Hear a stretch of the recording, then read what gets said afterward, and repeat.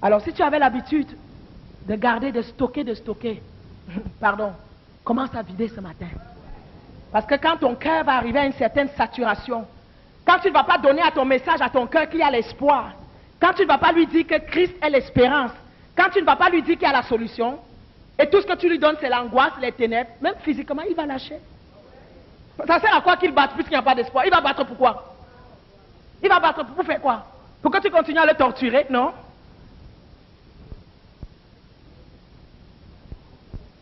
Tout comme des fois vous voyez des gens malades, même à l'article de la mort. Mais il est tellement dans une joie. Son cœur est tellement qu'on attend même qu'il meure, il ne meurt pas. Parce qu'il a communiqué la joie, malgré ce qui se passe. Et cette joie garde le cœur. Le cœur continue à pomper, parce qu'il lui envoie des messages d'espoir.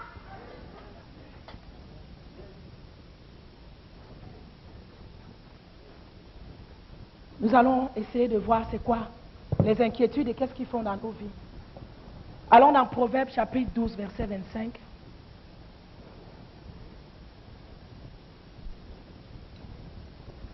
Vidons nos cœurs, bien-aimés, et ne nous privons pas de meilleur que Dieu a pour nous. Peu importe le mal qu'on t'a fait, apprends à libérer, à remettre tout entre les mains de Dieu. Souvent nous pensons que c'est en échafaudant nos propres plans de vengeance qu'on va faire du mal à nos ennemis. Non. Moi, Dieu m'a enseigné très tôt que la meilleure façon que tu peux donner un coup fatal à ton ennemi, c'est de remettre le cas à Dieu. Et de lui laisser la vengeance et la rétribution. Et tu continues à vivre ta vie. Ne perds pas tes jours à échafauder des plans de vengeance et des plans de coups bas. Vous ne serez pas différents, ton ennemi et toi. Amen. Proverbe 12, verset 25 nous dit: l'inquiétude dans le cœur de l'homme l'abat, mais une bonne parole le réjouit. L'inquiétude dans le cœur de l'homme, qu'est-ce que ça fait? Ça l'abat. Mais une bonne parole le réjouit. Donc tu as deux options là. Ou tu demeures dans les inquiétudes et tu te laisses abattre, ou tu prends la Bible, tu prends la parole de Dieu, tu cherches des versets qui vont te consoler et tu commences à les confesser. Proverbe 15, verset 13. Un cœur joyeux rend le visage serein. Mais quand le cœur est triste, l'esprit est abattu. Donc on a vu que l'inquiétude dans le cœur de l'homme l'abat. Mais une bonne nouvelle le réjouit. Donc on a vu un cœur inquiet. Maintenant ici on voit un cœur triste, n'est-ce pas? On voit un cœur triste. Et un cœur joyeux. Le cœur joyeux rend le visage même serein. Mais un cœur triste est tellement abattu. Et l'esprit est abattu. Chapitre 18, verset 14. L'esprit de l'homme le soutient dans la maladie, mais l'esprit abattu, qui le relèvera? Ne laisse pas ton esprit s'abattre. Ne laisse pas ton cœur, ton âme s'abattre totalement. Parce que ton cœur a besoin de toi. Il compte sur toi pour que tous les deux vous puissiez mener cette bataille. Mais si tu te laisses totalement abattre, bien-aimé, ça va être difficile que tu te relèves. Parce que tous les pasteurs auront beau venir prier, faire quoi que ce soit. Si ton cœur n'est pas disposé à recevoir, tu ne recevras pas. Il y a des gens, des fois, tu vas les aider. Tu as beau leur donner toute la parole de Dieu. Tout. Non, mais pasteur, c'est que... Non, mais pasteur, on avait fait ceci. Tu as beau leur vouloir faire d'aller au-delà de cela. De rentrer dans quelque chose de bon de la parole de Dieu, ils ne veulent pas. Mais ton esprit abattu, qui le relèvera? Au 24, verset 10.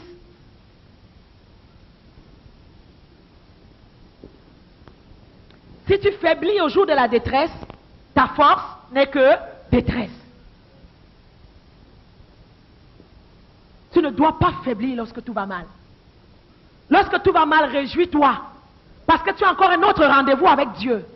Il y a encore une autre révélation de sa personne que tu ne connais pas encore. Et il est prêt à te la révéler. J'avais prêché un message intitulé « La souffrance du juste ». Oh, un message vraiment puissant. La souffrance du juste, nous avons été appelés à cela. La Bible dit que c'est une grâce. Si tu ne souffres pas avec le Seigneur, tu ne seras pas glorifié avec lui. Aujourd'hui, personne ne veut plus souffrir. Personne ne veut plus être un cobaye entre les mains de Dieu pour faire éclater sa gloire dans ce monde. Des fois, nous sommes des cobayes entre les mains de Dieu, n'est-ce pas? Et qui d'autre Dieu va aller chercher pour être son cobaye si ce n'est toi? S'il va chercher le païen ne comprendra pas, il va dire que Dieu est mauvais. Dieu au moins compte sur toi qui connais la parole. Pour que tu te mettes à sa disposition, pour que tu traverses des moments difficiles, pour qu'à travers ces moments difficiles, lorsqu'il va t'exaucer, le monde voit qu'il est Dieu. Le monde proclame sa puissance. Ça aurait été facile pour Moïse d'aller de sortir le peuple comme ça. Mais Dieu lui-même a dit à Moïse, pars, mais moi en arrière, j'endurcis le cœur de Pharaon. Parce que Dieu était aussi intéressé que Pharaon puisse croire en lui. Il a dit, si je t'avais frappé par la mortalité, toi et ton peuple vous aurez péri. Mais il a dit, je t'ai laissé subsister Pharaon pour que tu vois ma puissance et qu'on proclame mon nom sur toute la terre. L'évangile de Dieu ne se limite pas parce que tu veux le mari, les enfants, tu veux l'argent, tu veux les maisons. L'évangile de Dieu, c'est que ça doit être propagé aux extrémités de la terre. Son nom doit être publié partout. Et Dieu a besoin de toi comme un instrument entre ses mains pour faire publier son nom. Dieu a besoin des fois que tu traverses ces moments difficiles pour qu'il puisse te prendre comme un exemple, pour qu'il puisse utiliser ces moments difficiles. Et lorsqu'il va t'exaucer, que le monde voit qu'il est Dieu. On n'est pas toujours intéressé à ce que tu mes ennemis, tu mes ennemis. Oh, Jésus lui-même, il avait Judas dans son équipe, n'est-ce pas? Oh. Dieu a besoin de tes ennemis. Alors à partir d'aujourd'hui, dispose de toi d'être un instrument que Dieu va prendre. Dispose tes circonstances à devenir des instruments entre la main de Dieu. Alléluia. Dieu cherche. Souvenez-vous de l'aveugle né, on a commencé à chercher qui a péché, est-ce que c'est son père? Jésus a dit, laissez-le tranquille, personne n'a péché. J'ai besoin de lui. J'ai besoin.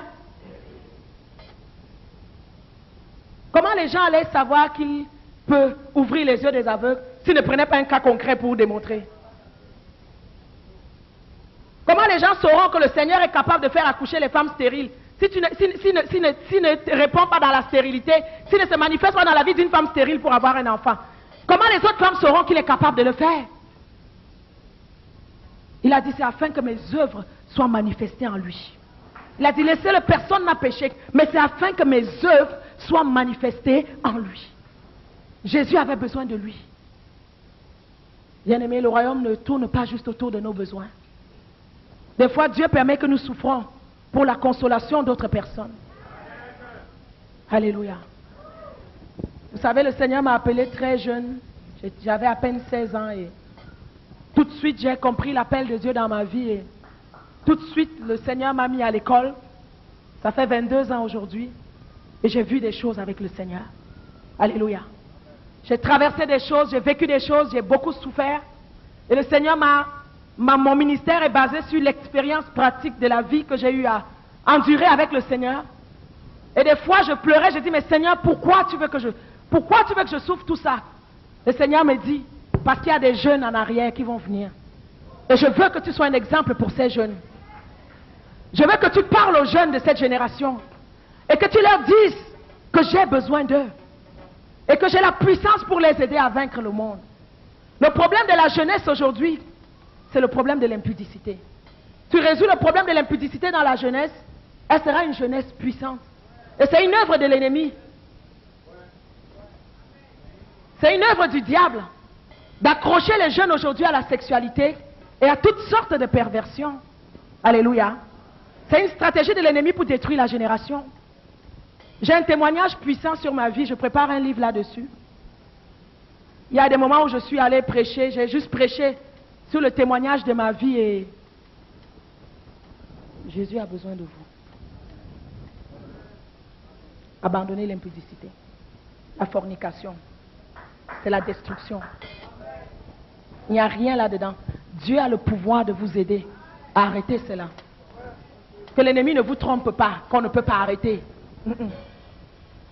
Si tu es sincère avec Dieu, si tu comprends l'appel de Dieu dans ta vie, Dieu va t'aider. Parce que Dieu a besoin de toi.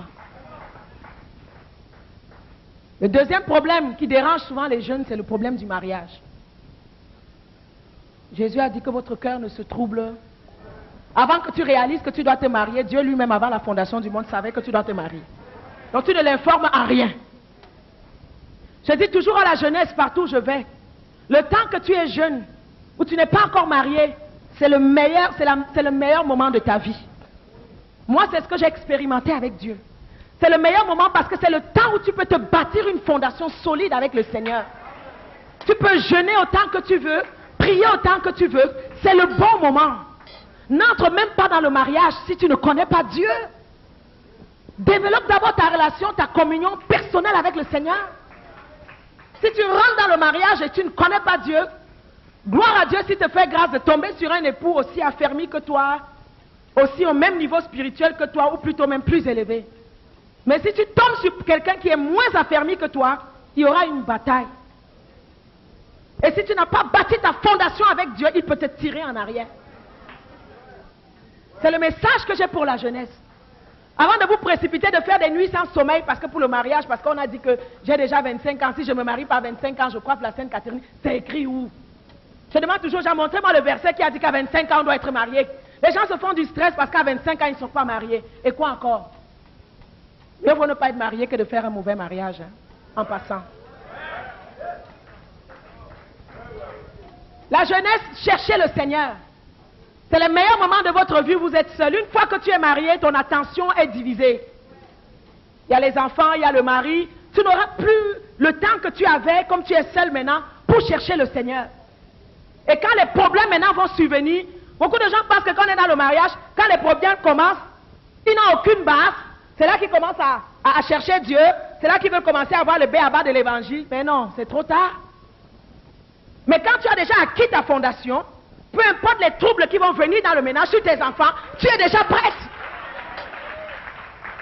Donc là, vous perdez vos journées et vos semaines à pleurer, à vous lamenter, à envier l'autre soeur parce qu'il a eu le mari, tu n'as pas eu, pardon. Commence à chercher Dieu.